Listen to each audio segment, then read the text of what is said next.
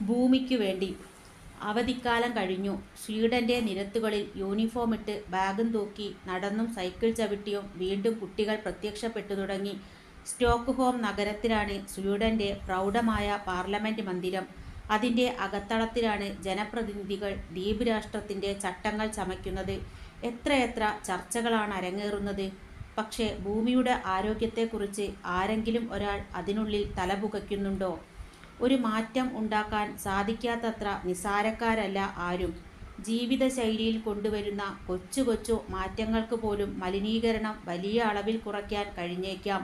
എന്നാൽ ഇപ്പോഴത്തെ സാഹചര്യത്തിൽ ഒറ്റപ്പെട്ട ഇടപെടലുകൾ കൊണ്ടായില്ല. കൂട്ടായ പ്രവർത്തനങ്ങൾക്ക് ഭരണകൂടങ്ങൾ തന്നെ മുൻകൈയെടുക്കണം. ഭൂമിക്ക് വേണ്ടി നിയമങ്ങൾ നിർമ്മിക്കപ്പെടണം. ആഗോളതാപനത്തിൽ ഭൂമി ഉരുകുന്നത് ജനപ്രതിനിധികൾ അറിയുന്നില്ലെങ്കിൽ അവരുടെ ശ്രദ്ധ ക്ഷണിക്കാൻ ഗ്രേറ്റ ട്യൂൻബർഗ് തയ്യാറെടുത്തു. 2018 ഓഗസ്റ്റ് 20. പാർലമെന്റ് മന്ദിരത്തിന് മുന്നിൽ കല്ലുപാകിയ നിരത്തിൽ ഒറ്റയ്ക്കൊരു പെൺകുട്ടി. അവൾ സ്കൂൾ യൂണിഫോം ധരിച്ച് മുടി ഇരുവശവും പിന്നിയിട്ടിരുന്നു. പുസ്തകസഞ്ചി തൊട്ടടുത്ത് ചാരിവെച്ചു. അവൾ കരുതിയ പ്ലക്കാർഡിലെ കൈപ്പട ആളുകൾ സ്വീഡിഷ് ഭാഷയിൽ ഇങ്ങനെ വായിച്ചു: സ്കോൾ സ്ട്രൈക്ക് ഫോർ ക്ലൈമാറ്റ്. കാലാവസ്ഥയ്ക്കായി സ്കൂൾ സമരം.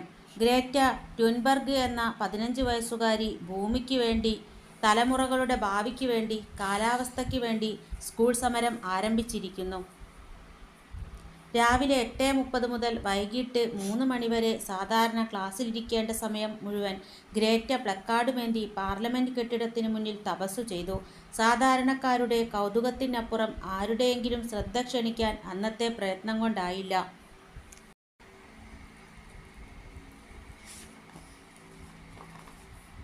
പിറ്റേ ദിവസവും ഗ്രേറ്റ രാവിലെ യൂണിഫോം ധരിച്ച് ബാഗും തൂക്കി ഇറങ്ങിയപ്പോൾ പ്ലക്കാർഡ് എടുക്കാൻ മറന്നില്ല. രണ്ടാം ദിവസം വഴിപോക്കർ കൗതുകത്തോടെ നോട്ടമെറിയുന്നതിന് പകരം ഒരു നിമിഷം നിന്ന് കാര്യം തിരക്കുന്ന തരത്തിലേക്ക് സമരം ശ്രദ്ധ നേടി. അന്ന് മടങ്ങുന്നതിന് മുൻപ് തന്നെ ഗ്രേറ്റയ്ക്ക് കുറച്ച് കൂട്ടുകാരെ കിട്ടി. സ്കൂൾ സമരത്തിന്റെ ആദ്യത്തെ പിന്തുണക്കാർ. മൂന്നാം ദിവസം കൂടുതൽ ഉത്സാഹഭരിതയായാണ് ഗ്രേറ്റ സമരവേദിയിലെത്തിയത്. അന്ന് ഗ്രേറ്റ ഒറ്റയ്ക്കായിരുന്നില്ല. അവൾക്കൊപ്പം ചെറിയൊരു കൂട്ടം രൂപപ്പെട്ടു. ചെറുപ്പക്കാരായിരുന്നു കൂടുതലും. സമരം 6ാം ദിവസത്തിലെത്തി. കൂട്ടുകാരോട് ഗ്രേറ്റയ്ക്ക് അന്നൊരു നിർദ്ദേശം വെക്കാനുണ്ടായിരുന്നു. ലക്ഷ്യബോധമില്ലാതെ എല്ലാ ദിവസവും ഇവിടെ ഇരുന്നിട്ട് കാര്യമില്ല. എന്തിനു വേണ്ടിയാണ് ഈ സമരം എന്നതിനെക്കുറിച്ച് എല്ലാവരും പഠിക്കണം. സമൂഹ മാധ്യമങ്ങളിലൂടെ കൂടുതൽ ജനങ്ങളിലേക്ക് ഉദ്ദേശം എത്തിക്കണം. ഒരു ലൈക്കോ കമൻറ്റോ പോലും സമരത്തിന് നേരിട്ടെത്താൻ കഴിയാത്തവരുടെ പിന്തുണയാണ്. പതിയെ പതിയെ പാർലമെന്റ് കെട്ടിടത്തിന് മുന്നിലെ സംഭവ വികാസങ്ങൾ സ്വീഡനിൽ ചർച്ചയായി തുടങ്ങി.